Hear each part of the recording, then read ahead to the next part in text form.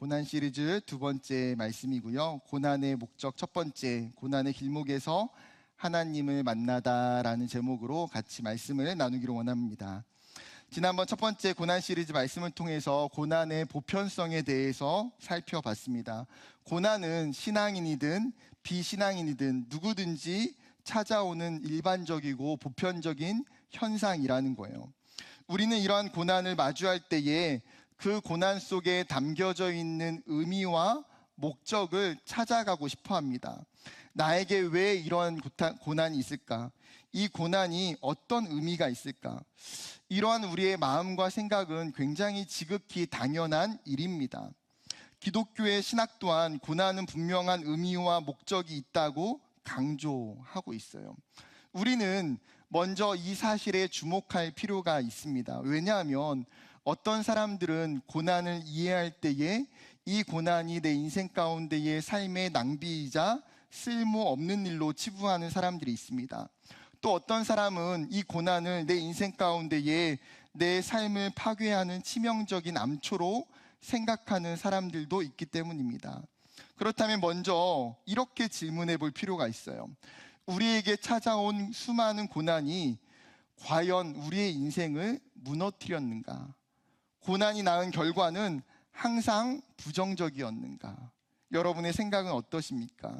분명 고난이 찾아오는 그 당시에는 말할 수 없는 하늘이 무너져 내리는 고통과 좌절이 있습니다. 심한 경우는 내 인생의 미래가 막혀버린 것 같은 인생의 사형선고를 경험하는 상황에 직면하기도 합니다. 그러나 성경이나 수많은 그리스도인들의 삶을 통해서 알게 되는 진리는 고난은 실패가 아니라는 거예요. 먼저는 본문의 배경과 상황을 이해할 필요가 있는데요. 바로 앞장에서 이스라엘은 애굽을 떠나서 출애굽의 여정을 시작했습니다. 하나님이 그들에게 가라고 말씀하신 땅은 어디였습니까? 가나안이었어요. 그 가나안 땅은 애굽에서 북동쪽에 위치해 있었습니다. 당연히 출애굽하면 어떤 방향으로 가야 됩니까? 북동쪽을 향해서 그들이 가야 되는 거예요. 그런데 본문 2절에 보게 되면 하나님께서 이스라엘을 이끌어 가시는 장소가 굉장히 독특했습니다. 자신들이 가야 되는 북동쪽이 아니라 오히려 다른 곳으로 가게 됐어요. 하나님은 그들에게 명령하시기를 2절에 돌이켜, 여기서 돌이켜라고 하는 단어는 그들이 현재 진행하고 있는 방향에서 완전히 새로운 방향으로 바꾸다라고 하는 단어입니다. 즉 구체적인 장소를 지목하고 계세요. 바다와 믹돌 사이에 비하히롯, 앞 곧 바에스본 맞은편 바닷가라고 이야기합니다. 지금 이스라엘이 장막을 치고 있는 그 비하히롯은 홍해 앞이었어요. 여러분, 상식적으로 바닷가 앞에 장막을 치는 것이 맞는 행동일까요? 만약에 전쟁을 치러야 된다면 후퇴가 용이한 곳에 진지를 구축하는 것이 가장 베스트입니다. 그런데 이스라엘은 지금 바로의 군대가 쳐들어오면 후퇴가 불가능한 곳에 장막을 치고 있어요. 아니나 다를까, 바로가 이스라엘의 경로를 파악하고 있는 이 상황을 보고받고 나서 어떻게 이야기합니까? 그들이 지금 광야에 갇힌 바가 되었다. 완전히 밀폐된 곳에 갇혀버렸다는 거예요. 이 소식을 들은 바로의 마음이 변하기 시작합니다. 지금의 상황이 그에게는 찬스라고 생각하는 거예요.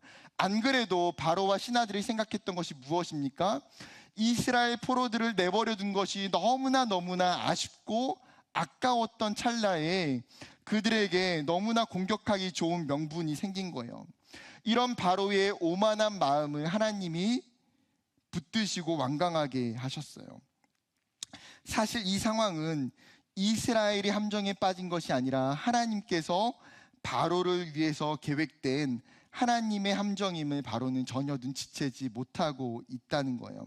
그는 곧바로 군대를 소집해서 뒤따르게 했습니다. 7절 말씀입니다. 선발된 병거 600대와 애굽의 모든 병거를 동원하니 지휘관들이 다 거느렸더라. 여기서 선발된이라고 하는 단어의 원래의 뜻은 선택된 그리고 훈련된 이란 의미입니다. 말 그대로 이 병거 600대는 어떤 사람들이에요? 일종의 훈련이 잘 된 특수부대예요. 잘 훈련된 특수부대 600병거와 애굽의 모든 병거를 총동원해서 지금 이스라엘을 뒤쫓기 시작합니다. 이스라엘은 전혀 이 사실을 알아채지 못해요. 시간이 지나서 애굽의 병거와 군대들이 이스라엘의 뒤를 바짝 뒤쫓기 시작할 때에 그제서야 그들을 보게 됩니다. 그들을 본 이스라엘의 반응이 어떻습니까? 10절부터 12절입니다. 바로가 가까이 올 때에 이스라엘 자손이 눈을 들어본즉 애굽 사람들이 자기들 뒤에 이른지라. 이스라엘 자손이 심히 두려워하여 여호와께 부르짖고 그들이 또 모세에게 이르되 애굽에 매장지가 없어서 당신이 우리를 이끌어내어 이 광야에서 죽게 하느냐? 어찌하여 당신이 우리를 애굽에서 이끌어내어 우리에게 이같이 하느냐? 우리가 애굽에서 당신에게 이른 말이 이것이 아니냐? 이르기를 우리를 내버려 두라. 우리가 애굽 사람을 섬길 것이라 하지 아니하더냐?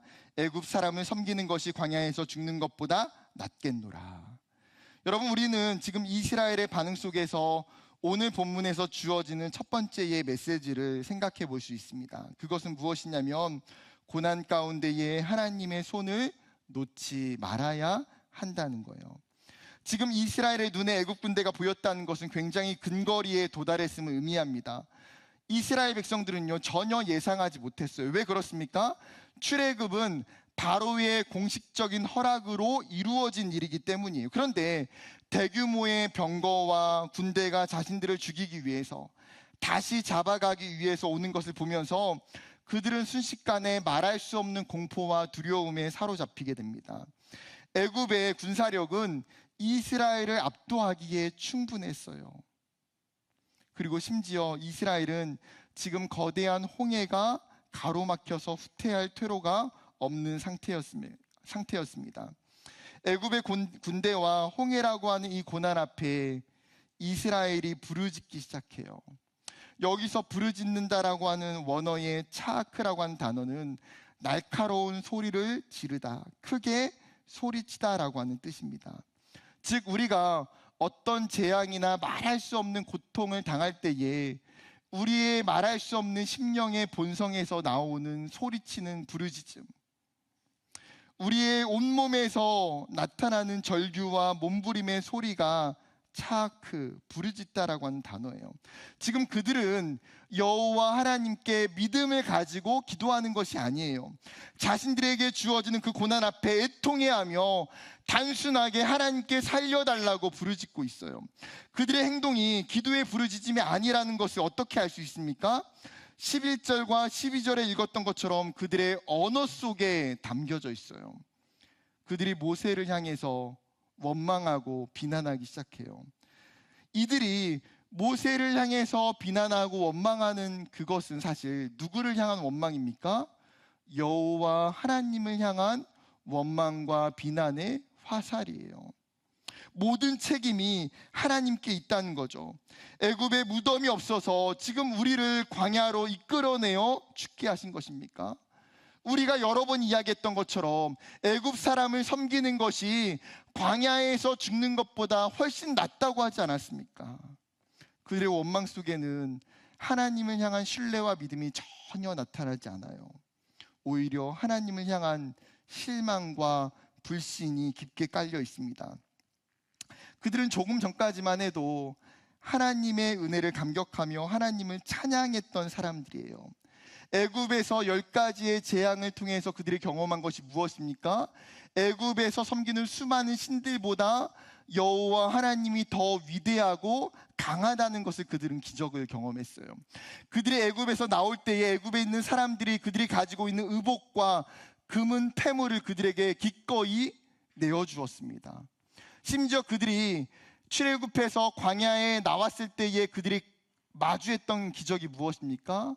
하나님께서 낮에는 구름 기둥으로 그들을 뜨거운 태양 가운데에 보호하셨어요. 밤에는 불기둥으로 그들의 걸음을 인도하시고 지켜주셨어요. 그들은 말할 수 없는 하나님의 그 은혜와 기적을 경험하면서 그들의 출애굽 여정은 사실 웃음꽃이 피어났을 거예요. 긴 여정 속에서 감사와 기쁨과 기대가 충만했습니다. 그런데 그들의 눈앞에 보여지고 있는 그 바로의 병거와 군대를 보면서 이 모든 것이 순식간에 다 사라져 버렸어요. 여러분, 사람의 마음이 얼마나 간사한지요. 자신들의 고난을 보면서 이제는 하나님을 원망하고 비난하기 시작해요. 하나님의 손을 슬그머니 놓기 시작합니다. 여러분, 이것이 비단 이스라엘에게만 국한된 일일까요? 우리도 마찬가지죠. 하나님이 내 삶 가운데에 순적하게 인도해 가실 때에, 마치 푸른 초장으로 내 삶을 인도해 주시는 그 은혜를 누릴 때에는 하나님이 내 삶에서 가장 좋으신 분, 하나님 신실하신 분, 하나님 내 삶 가운데에 사랑이 많으신 하나님이심을 우리가 고백하고 찬양합니다. 그런데 어느 날 내 앞에 찾아온 그 고난 앞에 하나님을 향한 우리의 마음과 신앙은 너무나 쉽게 손바닥을 뒤집는 것처럼 바뀌어 버린다는 거예요. 하나님, 어떻게 저한테 이럴 수 있습니까? 이런 고난을 주시는 하나님이 신실하십니까? 하나님, 도대체 제가 무엇을 잘못해서 이런 고난과 어려움을 주십니까? 나를 압도하는 고난 앞에 속절없이 하나님을 원망하고 하나님의 손을 놓아버리는 거예요. 이미 많은 청년들이 고난 때문에 신앙의 끈을 놓아버리고 가난한 성도가 되어 교회를 떠났습니다. 이러한 일이 비단 신앙이 약한 사람들이나 신앙이 없는 사람들에게만 일어날까요? 아니요. 이러한 모습은 영적인 거인이었던 엘리야에게도 나타났습니다.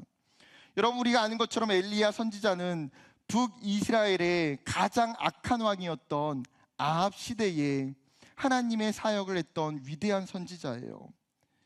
엘리야가 하나님의 명령에 따라 기근을 선포하자 북이스라엘 가운데에 3년 6개월 동안 비가 한 방울도 내리지 않았어요. 그가 기도할 때에 죽었던 사르밧 과부의 아들이 다시 살아났어요. 심지어 바알의 선지자 450명과 홀로 싸웠던 그 영적인 전쟁에서 그가 승리했어요. 그랬던 엘리야가 왕비 이세벨의 분노와 위협이라고 하는 그 고난 앞에 무너지는 일을 경험하게 돼요. 열왕기상 19장 4절 말씀입니다. 같이 읽어볼까요? 시작. 자기 자신은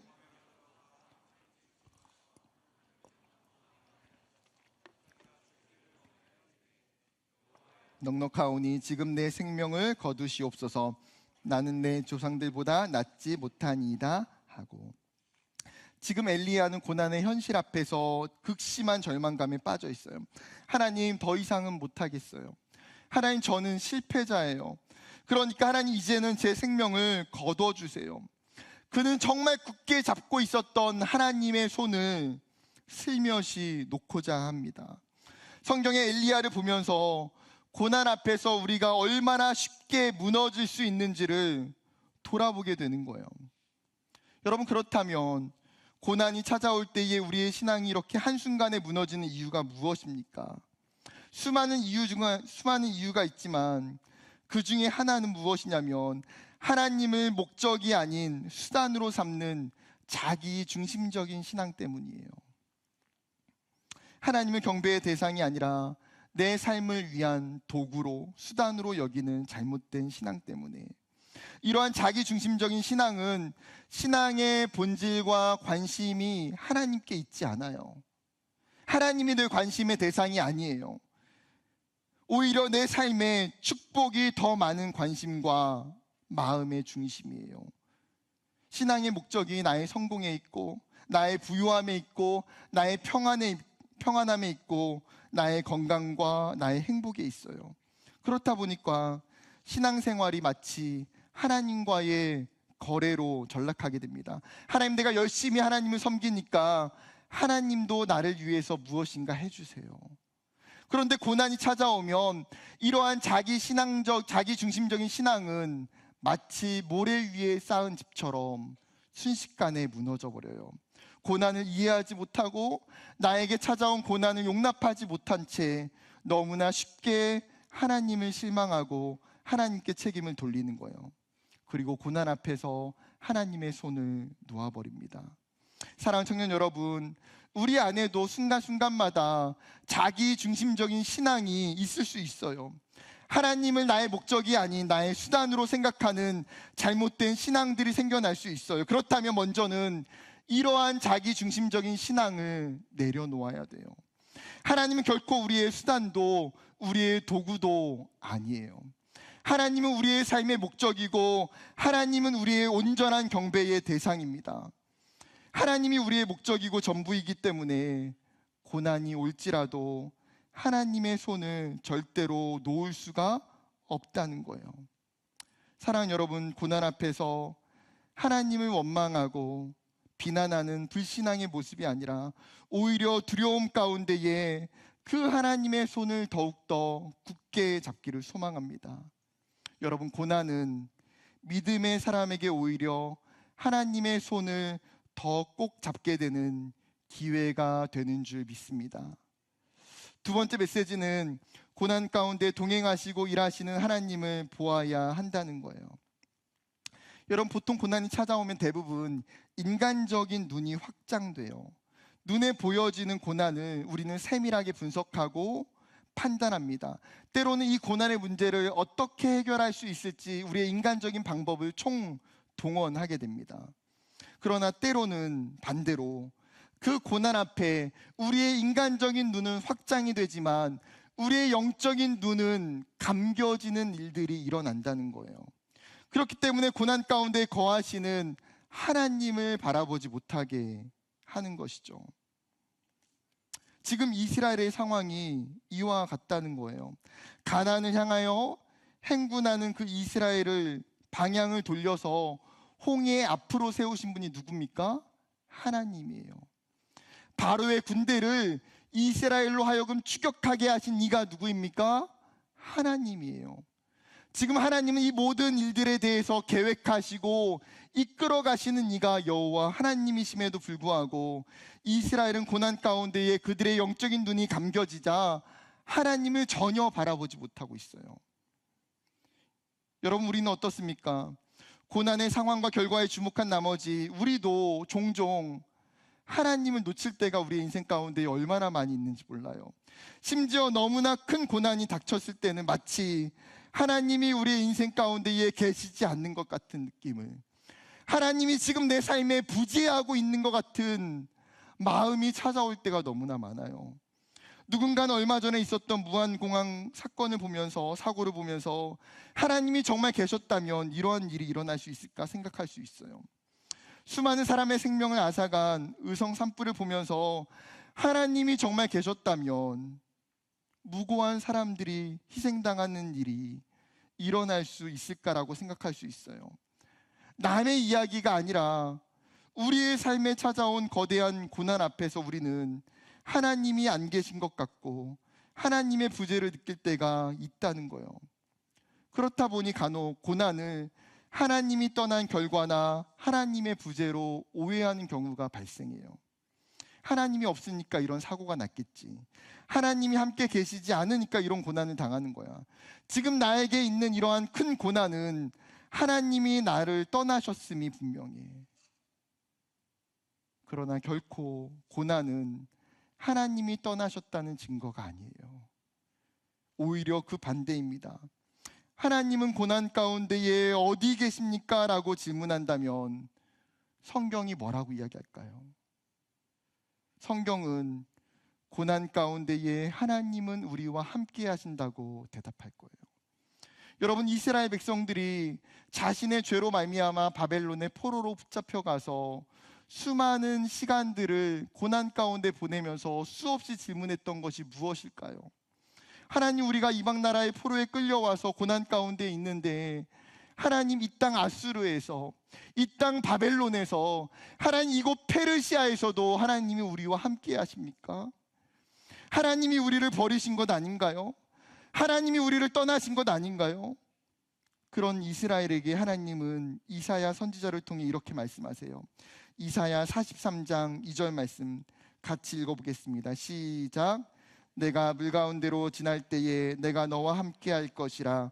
강을 건널 때에 물이 너를 침몰하지 못할 것이며 내가 불 가운데로 지날 때에 타지도 아니할 것이요 불꽃이 너를 사르지도 못하리니.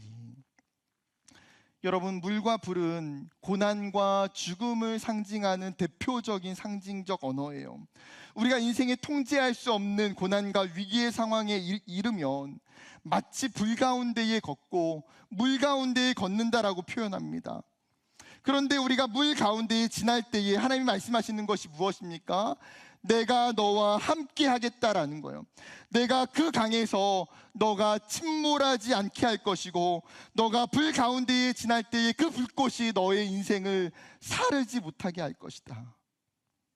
이것이 고난 가운데에 하나님의 존재를 찾는 이들을 향하여 하나님이 말씀하시는 대답이에요. 그리고 그 대답처럼 하나님은 항상 고난의 자리에 그의 약속을 지키셨고 함께 하셨어요. 요셉이 형들에게 팔려서 애굽의 노예로 갈 때에도 그 고난 속에서 하나님은 함께 하셨어요. 이스라엘의 광야 가운데에 40년 동안 헤맬 때에도 그들의 고난 가운데에 하나님 뭐라고 말씀하십니까? 여호와께서 너와 함께 하셨으므로. 여러분, 다니엘의 인생은 어떤가요? 다니엘의 세 친구들이 바벨론의 황금 신상에게 절하지 않자 맹렬한 풀무불에 던져지게 됩니다. 그런데 놀라운 것은 이들이 풀무불 속에서 자유롭게 불타지 않고 걷고 있다는 거예요. 더 놀라운 사실은 분명히 풀무불에 들어간 사람이 3명인데 불 속에 보여지는 사람은 4사람이에요. 성경은 그 4번째 사람을 사람의 모습이 신들의 아들과 같다고 이야기합니다. 주석가들은 그 4번째에 이 신들의 모습과 같은 이 사람을 하나님의 천사나 예수님이라고 해석해요. 어떤 해석이 되었든 그 고난의 풀무불 가운데에 하나님이 그들과 함께하고 계신다는 거예요. 또한 다니엘 6장에서 이번에는 다니엘이 시기와 모함으로 인해서 사자굴에 던져지게 돼요. 배고픈 맹수들 가운데에 놓여있던 다니엘이 어떻게 되었습니까? 지금 맹수들은 자신들 앞에 떨어져 있는 그 고기를 보고도 먹지 못하는 거예요. 왜요? 하나님께서 사자들의 입을 막으셔서 다니엘을 기적처럼 보호하셨기 때문이에요. 여러분, 이처럼 수많은 믿음의 사람들이 우리와 같은 고난을 당했어요. 그러나 그들이 증명해 주는 진리는 고난 가운데에 하나님이 함께 하신다는 거예요. 하나님은 우리의 고난과 고통을 외면하시는 분이 아니세요. 우리의 고난과 함께 우시고 함께 아파하시고 그 고난에 함께 동참해 주세요.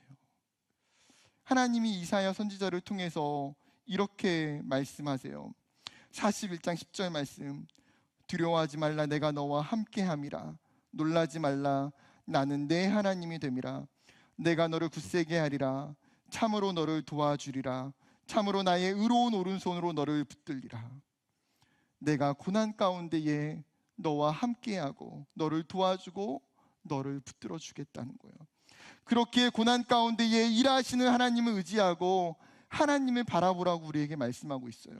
오늘 본문에서 모세가 하나님을 향하여서 원망하고 비난하고 있는 이스라엘 백성들에게 선포하는 말씀이 무엇입니까? 13절과 14절 말씀이에요.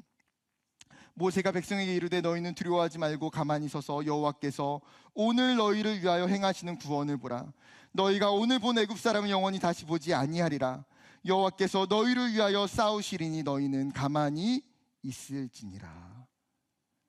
모세가 이스라엘에게 말하는 것이 무엇입니까? 너희는 가만히 있을지니라. 너희를 압도하는 그 고난의 문제와 이 상황 앞에 너희가 불평하지 말고 두려워하지 말고 가만히 서 있으라는 거예요. 왜요? 어차피 고난의 문제가 너희의 힘으로 해결할 수 없기 때문에. 그런데 이 고난 가운데에 너희가 봐야 되는 것은 무엇이냐면 너희를 위해서 싸우시는 이가 있다는 거예요. 이 고난의 문제를 해결하시는 그 하나님을 바라보라고 말합니다. 하나님께서 너희를 위해서 애굽의 군대와 어떻게 싸우시는지, 어떻게 이 고난의 문제를 해결하시는지 보라. 지금 모세는 고난 가운데에 이스라엘 백성과 똑같은 상황에 있지만 하나님에 대한 신뢰가 있어요. 하나님에 대한 믿음이 있어요. 이 고난의 문제를 내가 해결하는 것이 아니라 하나님이 해결하실 거라고 하는 굳건한 확신이 그에게 있기 때문이에요. 실제로 이스라엘이 당하고 있는 이 고난의 문제가 어떻게 해결되었습니까? 하나님께서 모세를 통해서 그 지팡이를 들라고 말씀하셨고, 그 모세를 통해서 하나님이 홍해를 가르셨어요. 막다른 길몽이었던 그 홍해, 그 이스라엘 백성의 고난의 중심이었던 그 홍해가 그들의 눈앞에서 순식간에 갈라져 맨 땅이 되었고, 이스라엘의 모든 백성들이 맨 땅으로 안전하게 홍해를 건너게 돼요. 그리고 이 모습을 지켜보았던 애굽의 군대가 이스라엘을 따라서 홍해를 따라 들어오게 되자 다시 하나님은 모세를 통해 멈췄던 홍해를 흐르게 하십니다. 애굽의 모든 병거와 마병과 군인들이 모두 홍해에 수장되어져요. 이 일을 행하신 분은 여호와 하나님이십니다. 하나님은 이스라엘의 고난뿐 아니라 지금 우리에게 일어나고 있는 수많은 고난 속에서도 다양한 방법으로 함께 하시고 일하시는 하나님이신 줄 믿습니다. 고난 앞에서 우리의 인간적인 눈만 확장되는 것이 아니라 영적인 시야를 열어서 그 가운데에 일하시는 하나님을 바라보세요. 그리고 나의 고난을 그분의 손에 의탁하세요. 나의 문제는 내가 해결할 수 없지만 내 삶의 주인이 되시는 하나님께서 그분의 계획대로, 그분의 방법대로 우리의 고난의 이 문제들을 해결해 주실 줄 믿습니다. 그리고 그 고난을 통해서 하나님이 내 삶에 함께 하시는 그 놀라운 은혜를 이 청년의 때에 경험하는 저와 여러분이 되기를 주님의 이름으로 축복합니다. 마지막 세 번째 메시지는 고난을 통해서 하나님을 만나야 한다는 거예요. 여러분, 종종 그런 생각이 들 때가 있어요. 우리의 삶에 고난이 없다면 얼마나 좋을까? 일평생 고난이 없이 살 수만 있다면 얼마나 편안할까? 여러분, 그런 생각 해보신 적이 다 있죠? 누구도 고난을 좋아하지 않기에 비슷한 마음일 거라 생각합니다. 문제는 우리의 존재가 고난 없이 하나님을 향한 온전한 믿음을 갖기가 쉽지 않다라는 거예요. 우리는 이 땅을 살아가면서 하나님을 떠나 자유롭게 살고자 하는 죄된 본성이 우리 안에 존재해요. 그러한 본성대로 우리를 그냥 내버려두며 수많은 사람들은 하나님을 떠나고 하나님 없이 살게 됩니다. 이러한 사람들에게는 하나님의 잔잔하고 부드러운 음성이 도무지 들려지지가 않아요. 아이들을 키우다 보면 이런 사실들을 직간접적으로 경험하게 돼요. 가끔씩 애들이 말을 안 들으면 부모님이 어떻게 합니까? 처음에는 좋은 말로 타이르죠. 야, 빨리 엄마 말 들어, 아빠 말 들어. 너 지금 이렇게 해야 돼. 근데 이렇게 좋은 말로 이렇게 상냥하게 하면 들을까요, 안 들을까요? 안 들어요. 그럼 어떻게 됩니까? 결국에는 소리가 높아지고요, 벌을 주거나 혼내게 돼요. 그러면 어때요? 또 말을 들어요. 여러분 다 경험이 있죠? 참, 지금 다 이렇게 혼나서 이렇게 다 우리가 성장한 거 아닙니까? 여러분, 우리가 정말 죄 가운데에 살아가면서 우리의 죄에 돌이키지 않을 때에 하나님이 그 죄를 돌이키게 하시고 정말 깊은 영적인 잠에 빠져있는 우리를 깨우시기 위해서 사용하시는 하나님의 방법이 고난이라는 거예요. 우리가 사실 고난이 아니어도 하나님에 대해서 일정 부분 알 수 있어요. 그러나 놀라운 사실은 고난은 우리로 하여금 하나님께 더 가까이 이끌어가게 하고 하나님을 더 깊이 만나게 한다는 거예요. 욥이 엄청난 고난을 겪고 수많은 친구들과의 그 논쟁을 겪으면서 자신의 신앙과 자신의 삶을 깊이 성찰하게 돼요. 그리고 나서 욥이 마지막에 42장에 이렇게 고백합니다.